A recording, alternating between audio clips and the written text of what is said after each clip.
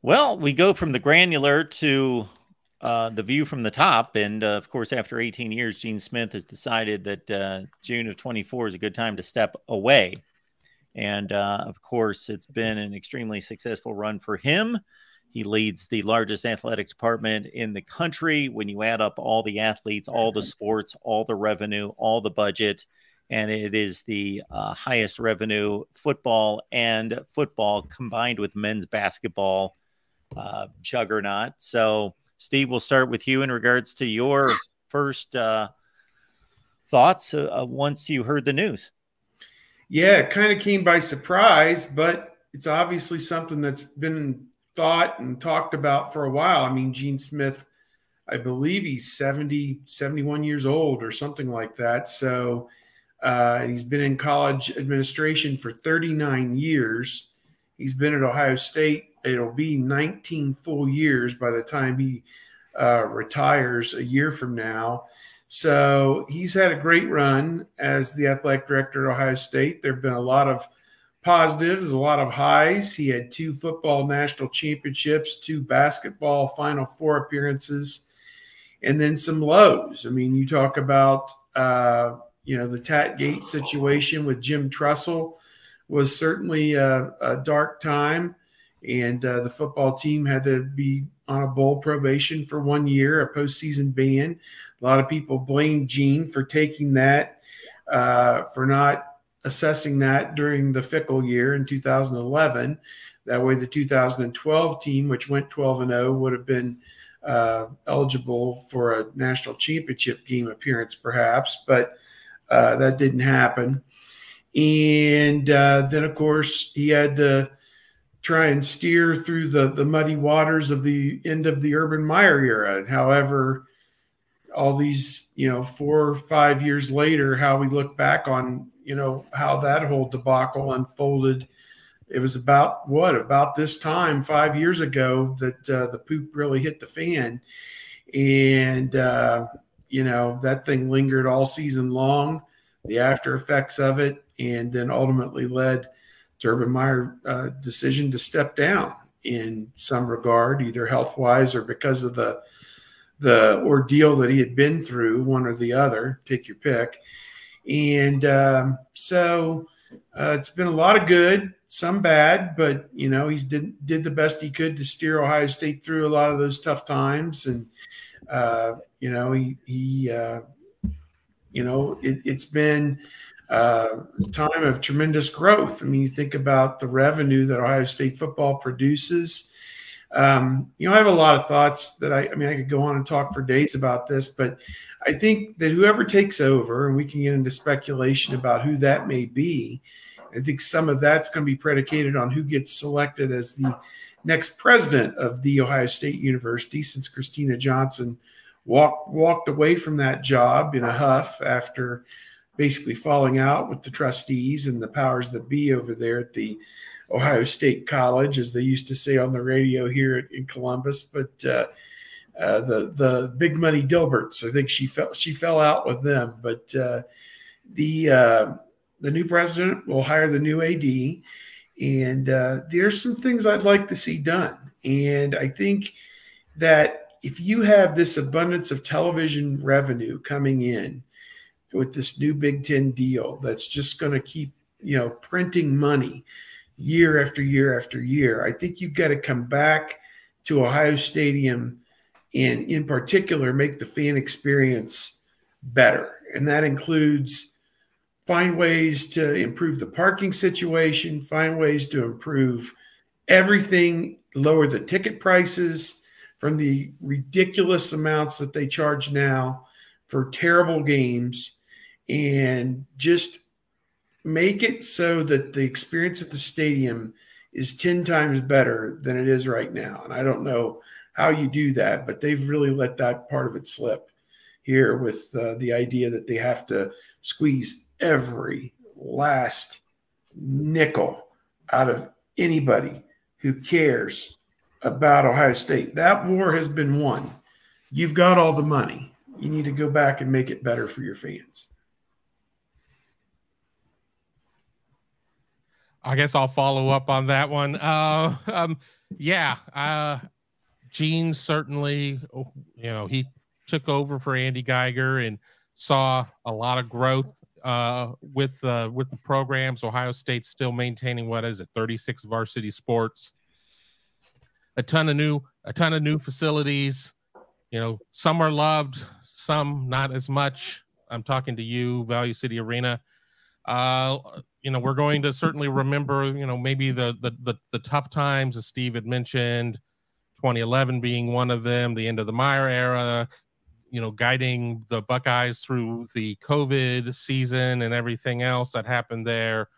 A football national championship, something like I think it was like 30, somewhere around like 30 team national championships under his time as AD and counting, more than 100 and some individual national champions as well. So, I mean, I think Gene's legacy will have plenty of high points. I think that people will focus maybe on some of the shortcomings. I was talking to a friend of mine who said that he will, quote unquote, never forgive him for 2011. And, sometimes that's what happens. And that's why that position is so well compensated, because you're not going to make everybody happy all the time. And at that point, I think he made nobody happy. But I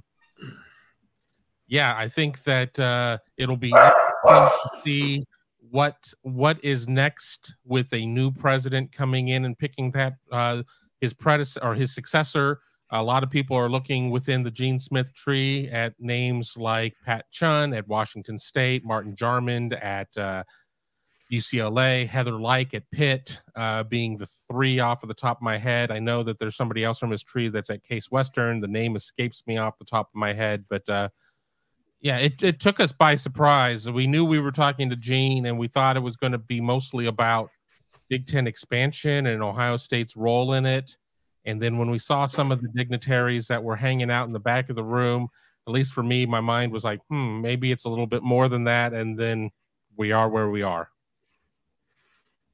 Yeah. After his announcement, we went and recorded, did a live show on the other side of the WAC where the new extension of it is. And you're talking about Gene Smith and being surrounded by all of these new buildings that the athletic department has put in over his tenure at Ohio State. You're talking, like I said, the expansion of the WAC, and maybe the softball stadium, the soccer stadium, the lacrosse stadium, the wrestling and volleyball arena, the tennis facility, like all on the same street. And as Gene said, it's like 60 to 70% fundraising is that job. And whoever takes that over is going to have to do, I mean, that's pretty much the job. And then also find time to go follow the track meets and go watch soccer. And it's not all just about football and dealing with the football head coach. There's so much more to it, but he did it really, really well. And yeah, he said 2011 was hell and said you'd like to have some things back. And he mentioned 2018 and somebody said, well, like, what are you talking about? What would you have done differently? He's like, I don't want to talk about it today. I'm not here to talk about 2018 and all of that, what went down today and what I would have done differently. But, he does have, I don't know how you can not have regrets when you're at a powerful position or any position you're in, because you're not always presented with easy decisions. You're not always presented with win-win situations. You can be presented with lose-lose because you're dealing with other human beings and imperfect people and rules that must be abided by. So, yeah, not everything is going to be an easy decision. Like Kevin said, that's why you get paid the big bucks. And so whoever takes it over, good luck to you. And is it best if they have an idea of what Ohio State is and what it's like dealing with the Ohio State Board of Trustees and the donors and the hangers on? Probably. But anybody that they would go get from outside of Ohio State would have to come from a place similar to Ohio State, so they would understand that kind of relationship as well. But good luck to the next person, because it's going to be hard. It was hard to follow Andy Geiger, and I thought Gene Smith did a really, really good job with it. Yeah, I too am not happy about 2011, but I'm not going to in any way make that a major black mark on his on his resume because he did an outstanding job. And I think Tony summed it up the way you all three did extremely well. But in regards to the lose-lose decisions that are often part of it, and or the win-lose, where the winners don't really appreciate the decision you made on their behalf, but the losers always will criticize and hate you for the decision that you made that you may not have wanted to make. But again, the rules are the rules many times, and it boxes you into certain paths that you need to go down. And one of the things that Gene Smith has talked about is like he didn't want the players in 2011 to be punished by not taking it, by going to a bowl game. And like, you can understand that those players, most of them had nothing to do with the trouble that was gotten into. So if you would have, decided to take a bowl ban, which would have led to a 2012 national championship, like, I still don't know that he's going to change his mind, because he doesn't want to punish the players that had nothing to do with the wrongdoing. And on one hand, that's a tremendous perspective for an athletic director who's dealing with college students to have. On the other hand, that's a tough thing to balance when you are brought in to win championships. And yes, but it's still about 18 to 22-year-olds. And while everybody out on the outside is saying you should have taken that bowl ban, and I'm one of them, they have to look at it from a human perspective as well regarding the players who are going through it. Them versus Alabama wouldn't have looked a whole heck of a lot different than Alabama versus Notre Dame. I can pretty much tell you that.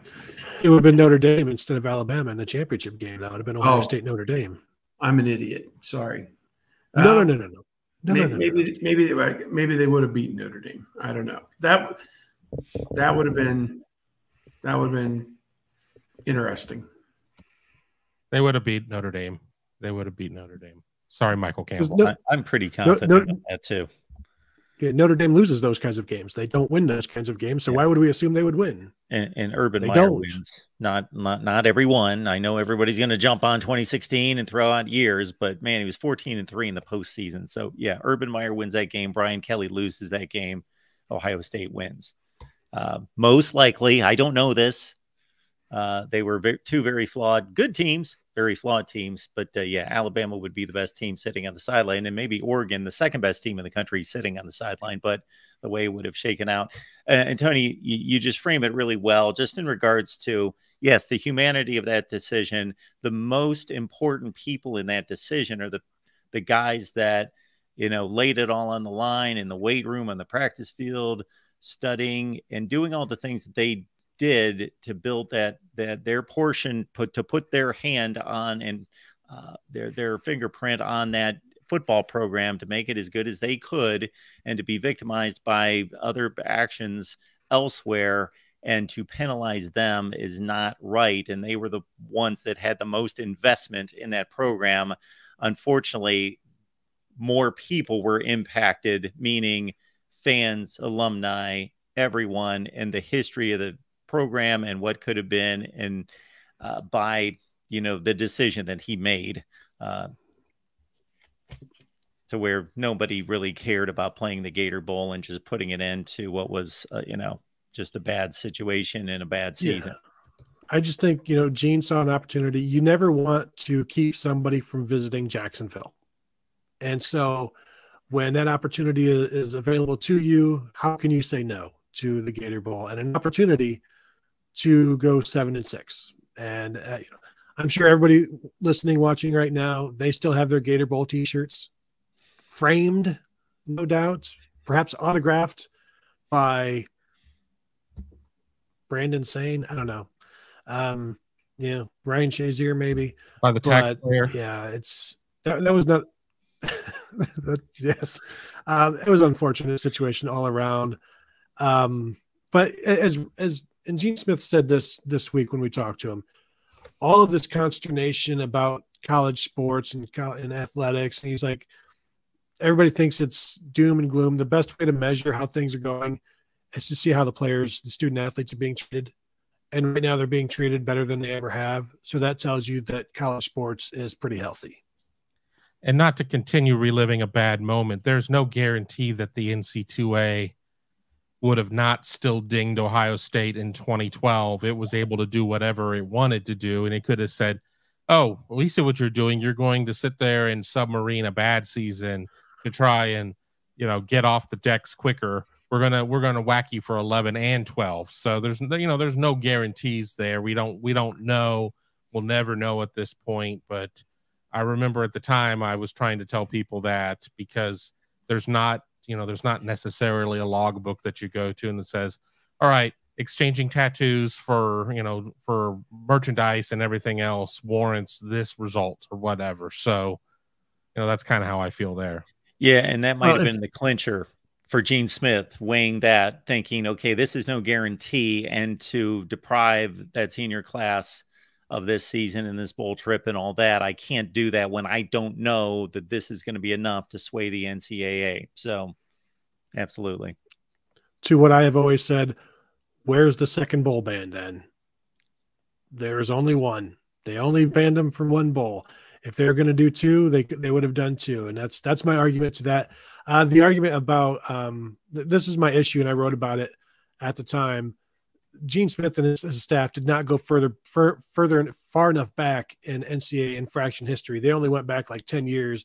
If they would have gone 20, they would have seen this type of infraction leading to a bowl ban. And they just, for whatever reason, they didn't go far enough back. And so it cost them that bowl and that opportunity for a national championship. But I fully believe, because there's no way that you can disprove it now, so I can fully believe it, just as you guys can fully believe that they would have given them a second bowl ban.